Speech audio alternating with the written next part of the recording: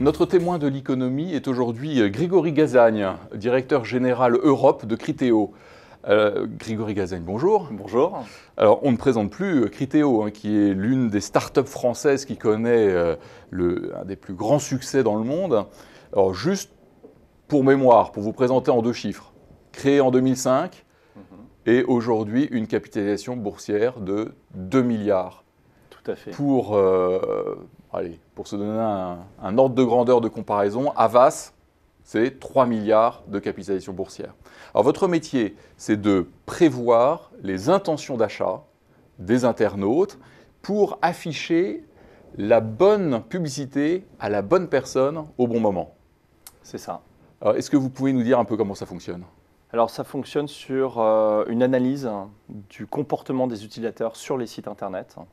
On va regarder ce qu'ils consultent, quel type de page, et ensuite on va prédire quels sont les bons produits à leur montrer avec la bonne publicité au bon endroit en vue d'augmenter leur interaction avec les publicités et les achats en ligne. Alors pour qu'on comprenne bien, imaginons que je sois un internaute sur un site de voyagiste. Oui. D'abord, quelles sont les informations, les clics, les pages web, je ne sais pas, les informations que vous collectez pour pouvoir les analyser ?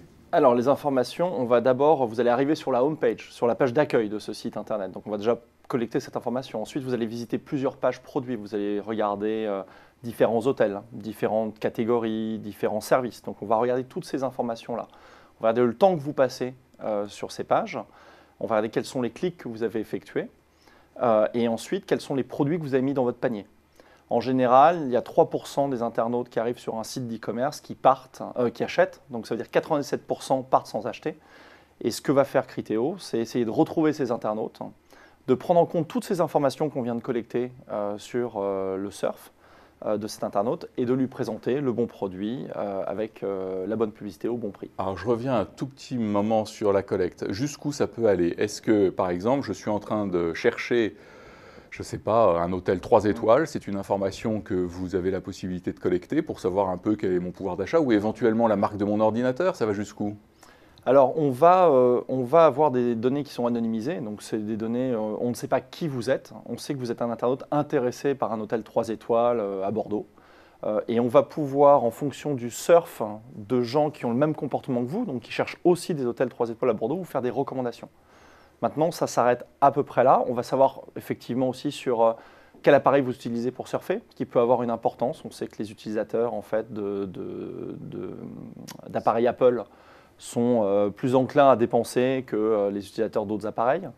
Mais tout ça, c'est des éléments qui sont pris en compte par le moteur. Et y compris les réseaux d'amis, les liens Facebook, non, ça ne va pas jusque-là. Non, ça on ne prend pas en compte parce que dans l'intention d'achat d'un produit, pour nous, dans la façon dont notre moteur fonctionne, ça n'a pas une importance capitale. D'accord. Et en termes de prédiction, alors, de l'autre côté, donc vous disiez, vous avez la possibilité, par comparaison avec les personnes qui ont un profil d'acheteur à peu près similaire, d'anticiper le type de produit qui va m'intéresser. Est-ce que c'est typiquement les prédictions que vous faites ? Alors, il y a 4 technologies clés chez Criteo. Il y a la prédiction de quel est le produit effectivement qui va vous intéresser.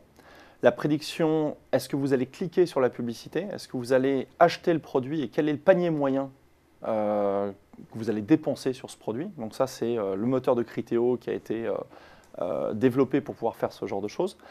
Il y a la création de la publicité en temps réel. Donc on va créer une publicité qui est adaptée pour vous avec les déclencheurs, donc j'achète, je le veux, j'y vais, qui vont être adaptés en fonction de votre capacité à réagir. Et ensuite, il y a un système d'enchères où aujourd'hui la publicité s'achète sur des plateformes aux enchères. Et donc on est obligé de développer des systèmes pour enchérir au bon prix sur la bonne personne, etc., etc. Alors, quelles sont les limites de cette prédiction? Est-ce que, par exemple, vous disiez tout à l'heure, vous faites une comparaison par rapport à des profils d'acheteurs similaires. Mais alors, du coup, est-ce qu'un nouveau produit, un produit innovant qui vient d'être lancé, qui n'a pas d'équivalent, là-dessus, vous pouvez faire des prédictions ou c'est la Non, c'est la limite en fait qu'on a, c'est qu'il nous faut de l'historique, un minimum d'historique pour pouvoir tirer des enseignements et pouvoir faire de la recommandation. Donc, tout produit qui n'a jamais existé sur le marché et qui arrive pour la première fois, ça va être un peu plus compliqué, ça va demander du temps pour pouvoir voir comment les gens interagissent avec ce produit. Et ensuite, assez rapidement, il rentrera dans les modèles de prédiction classiques. Alors maintenant, votre modèle économique, comment vous rémunérez? Alors, on a un modèle économique aujourd'hui qui est très similaire, on a un modèle économique aujourd'hui qui se compare au search marketing, donc comme Google, on est payé au clic. En revanche, ce que nos clients regardent, c'est le chiffre d'affaires qui est généré sur site. Et donc, petit à petit, ce modèle qui au départ était au clic pour des questions de limitation technologique va certainement évoluer, puisqu'on est capable de prédire le clic, on est capable de prédire la conversion, mais on est aussi capable de prédire le chiffre d'affaires sur site du client. Et donc, je pense qu'à un moment donné, on passera, quand nos moteurs seront suffisamment robustes, à un modèle purement performance. Un modèle d'intéressement, un modèle de paiement à la performance. Exactement. Pour qu'on ait une idée du marché, aujourd'hui, la publicité en ligne, ça représente quoi par rapport à la publicité dans son ensemble? Alors, déjà, la publicité en ligne, c'est un secteur qui est extrêmement croissant, qui concurrence la télé. En tout cas, on attend à ce que les investissements de la publicité en ligne dépassent ceux de la télé en France pour 2018. Donc, ça va arriver. Le marché de l'e-commerce en lui-même, qui est un marché que nous, on regarde, puisque nos clients sont des e-commerçants, c'est un marché qui fait 16 milliards au deuxième trimestre et qui est en croissance de 16%.